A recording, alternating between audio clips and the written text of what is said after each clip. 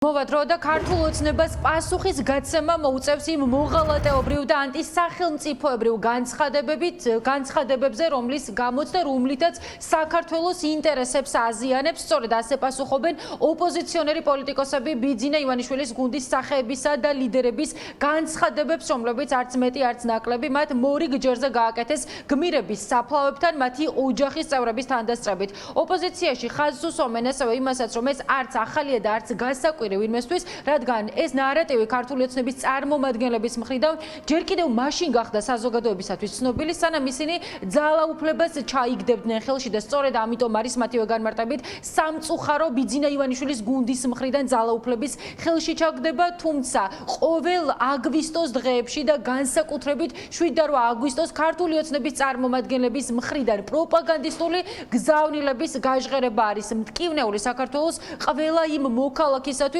რომელმაც იცის საკუთარი ქვეყნის ისტორია და რომელიც იაზრებს, რომ ბიძინა ივანიშვილის გუნდი პუტინის თამაშს თამაშობს. სწორედ ასეთი არის შეფასებები ახლა ოპოზიციაში.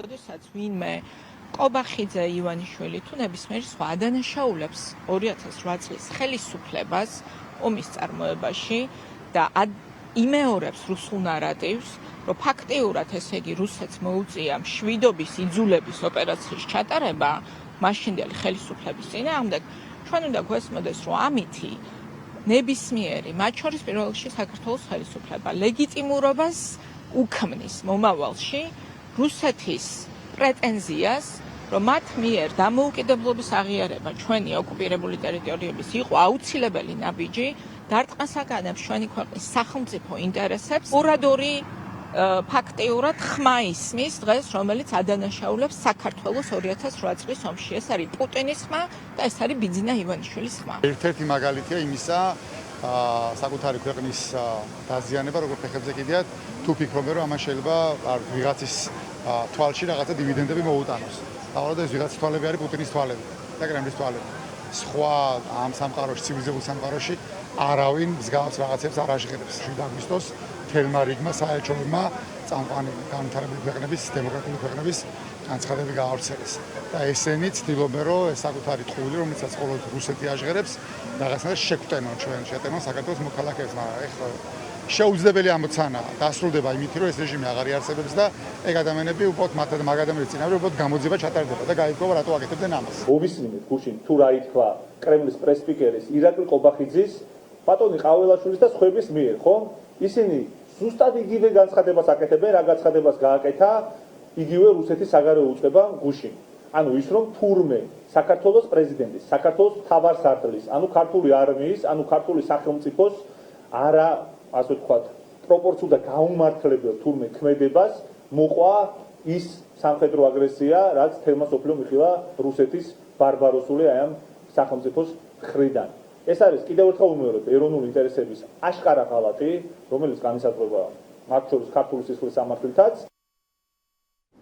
ისტორიის გადაწერის მცდელობის მიუხედავად ყველამ ძალიან კარგად იცის თუ ვინ არის მტერი საქართველოსთვის და ეს ყველაზე კარგად მათ შორის იციან გმირების ოჯახის წევრებმა ადამიანებმა, რომლებმაც რუსეთის ცისასტიკე მათ შორის ყველაზე მძიმე ფორმებით საკუთარ თავზე გამოსცადეს. ისინი ამბობენ, რომ რა თქმა უნდა მათი ოჯახის წევრები შეეწირნენ სახელმწიფოს ინტერესებს და ეს ყველაფერი არის რუსეთის ბრალი. ისინი არ არიან პიარს შეწირულები, ისინი არიან გმირები და ამიტომ სპეკულირება არავის არ გამოუვა.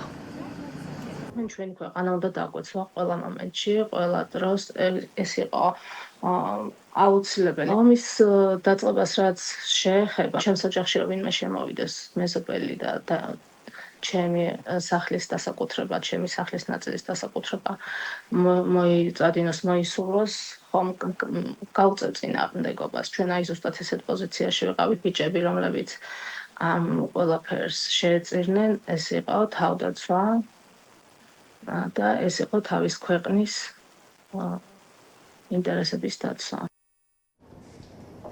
ყველა ხედავს, რომ გმირები არიან ჩვენი ქვეყნის ღირსების დამცველი ადამიანები და არა პიარ შეწირულები, როგორც ეს თეატ ლუკიანმა თქვა ჯერ კიდევ გასულ წელს, ამიტომ ამაზე კეთდებოდა მათ შორის აქცენტი ოპოზიციის მხრიდან, რაც შეეხება ქართულ ოცნებას, გუშინ გმირების საფლავებთან ბიძინა ივანიშვილის გუნდის წარმომადგენლებმა კიდევ ერთხელ გააჟღერეს უცვლელი ნარატივი იმასთან დაკავშირებით, რომ თითქოს ომი მიხეილ სააკაშვილმა დაიწყო, რითიც პრაქტიკულად მორიგ ჯერზე გადაიტანეს ისრები საქართველოსკენ, თუმცა მათ არ უხსენებიათ სიტყვა ოკუპანტი, ის ქვეყანა არის ოკუპანტი. ნაცვალ სახელით მოიხსენია მათ შორის მიხეილ ყაველაშვილმა რუსეთი, რაც აღარავისთვის არის გასაკვირი, უბრალოდ ყოველ ჯერზე ოპოზიციაში კეთდება კომენტარები და არა მხოლოდ ოპოზიციაში იმასთან დაკავშირებით, რომ ეს არის პირდაპირი მნიშვნელობით ქვეყნის ღალატი.